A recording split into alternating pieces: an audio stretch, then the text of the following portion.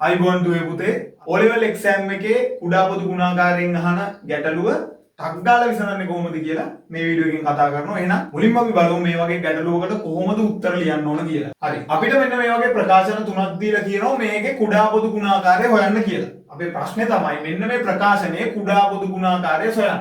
3x y වර්ග 4x y z වර්ග x වර්ග y z කොහොමද හොයන්නේ? හරි. මුලින්ම බලන්න ඕන මේවයි තියෙන ඉලක්කම් මොනවද කියලා. මෙතන 3 තියෙනවා මෙතන 4 තියෙනවා මෙතන මොකුත් නැහැ.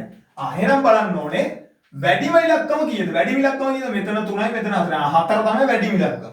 ඊට පස්සේ අපි බලන්න ඕන 4 ගොඩනගා ගන්න පුළුවන්ද 3 ගුණාකාර වලින්. ඒ කියන්නේ 3 වරක් 1 3යි. 3 වරක් 2 6යි. 4 හදා ගන්න බෑනේ.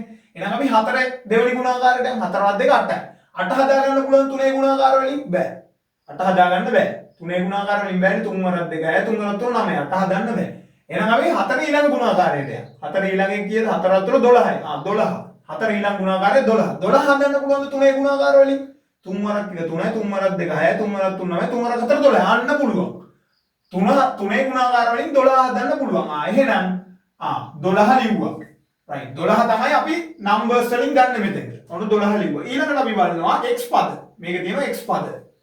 x පද වලින් වැඩිම දර්ශකයේ තියෙන කීයද? මෙතන තියෙනවා x මෙතන තියෙනවා x. මෙතන තියෙනවා x වර්ග. එහෙනම් x පද වලින් වැඩිම දර්ශකයේ තියෙන කාටද? x වර්ගයට. එහෙනම් මෙයාව ගත්තා. මොන වැඩිම දර්ශකයේ තියෙන කෙනාව ගත්තා x වර්ග. ඊළඟට බලන්නේ අපි y පද.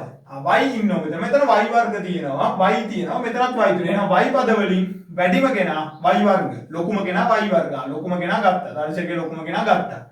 right. ඊට පස්සේ මෙතන තියෙනවා කවුද? මේක z නෑ. මෙතන z වර්ග තියෙනවා. මෙතන z තියෙනවා. එහෙනම් මේ තුන් දෙනාටම පොදුවේ අපි ගන්නවා කවුද? මෙතන z තියෙනවා. z වර්ග තියෙනවා. z වලින් වැඩිම කෙනා තමයි මෙයා. z වර්ගය. දර්ශකයේ වැඩිම කෙනා. එහෙනම් මෙන්න මේක තමයි මේ ගානට අදාළව කුඩා පොදු ගුණාකාරය. හරි මම තව ගණන් කීපයක් ඕගොල්ලොන්ට සාකච්ඡා කරන්නම්. එතනදිත් ඕගොල්ලොන්ට තේරුම් ගන්න පුළුවන් කොහොමද මේ තියරි එක වැඩ කරන්න කියලා. හරි පළවෙනි ගාන විදිහට මම ගන්නවා 2x වර්ග 8xy 4y. දැන් කොහොමද කුඩා පොදු ගුණාකාරය ගන්න මේකේ? බලමු අපි නම්බර්ස් බලමු ඉලක්කම් බලමු. මෙතන 2 තියෙනවා 8 තියෙනවා 4 තියෙනවා. මේකේ වැඩිම කෙනා කවුද? 8. 8 හදා ගන්න පුළුවන්ද 4 ඒ වගේ? 4 වරක් 2 8යි. එහෙනම් හරි. එහෙනම් ඕකේ. 2 ඒ වගේ 8 හදා ගන්න පුළුවන්ද? 2 වරක් 2 4යි. 2 වරක් 3 6යි. 2 වරක් 4 8යි. එහෙනම් 2 ඒ වගේනොත් 8 හදා ගන්න පුළුවන්. එහෙනම් මෙතනින් 8 ගත්තා. 8 මේ විදිහට ගත්තා. ඊට පස්සේ අපි බලනවා x පද.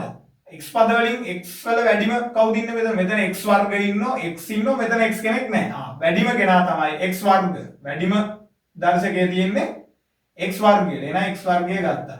ඊට පස්සේ අපි බලනවා මෙතන ඊළඟට තියෙන පද තමයි y. y පද තියෙනවා. y පද වලින් කවුද? මෙතනත් y මෙතනත් y. y වර්ග පද නැහැ. එහෙනම් y ගත්තා. right. මෙන්න මේක තමයි උත්තරේ. ওই විදිහට අපිට ඒ ගානට අදාළ උත්තරේ බොහොම ලේසියෙන් ගන්න පුළුවන්. ඊට පස්සේ බලමු දෙවනි ගාන. දෙවනි ගාන විදිහට මම ගන්නවා x y z වර්ග. x y z වර්ග.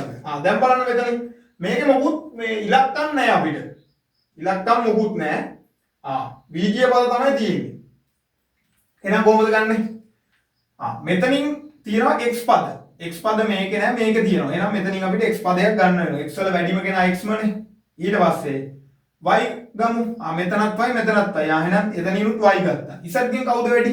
මෙතන තියෙනවා z වර්ගයක්. එහෙනම් z වර්ගය තමයි වැඩි. right. ඔන්න z වර්ගය ගත්තා. එහෙනම් මේක තමයි උත්තරේ. x y z වර්ග. right. ඊට පස්සේ අපි බලමු තුන්වෙනි ගාන.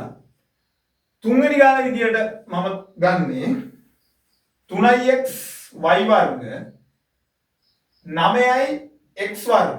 මෙන්න මේ ගාන. දැන් මේක බලන්න. මෙතන තියෙනවා ඉලක්කම් දෙකක්. එහෙනම් මේකෙන් වැඩිම කෙනා තමයි අපි ගන්නෙ. එහෙනම් කවුද? 9 ගත්තා. 9 නේ වැඩි.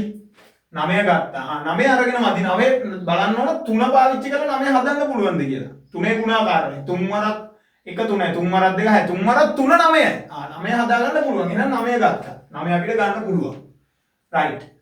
ඊට පස්සේ x පද බලන්න. මෙතන තියෙන්නේ x මෙතන x වර්ගය. එහෙනම් x වල වැඩිම කෙනා කවුද? x වර්ගය. වැඩිම දර්ශකයේ x වර්ගය. හරි x වර්ගය ගත්තා. y පද මෙතන නැහැ. මෙතන y වර්ග තියෙනවා. එහෙනම් y වර්ග ගත්තා.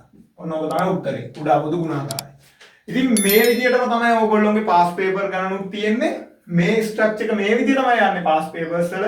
පාස් පේපර්ස් ගන්න, හදන්න, පුහුණු කරන්න, වැඩේ කොට දාගන්න. ජය වේවා.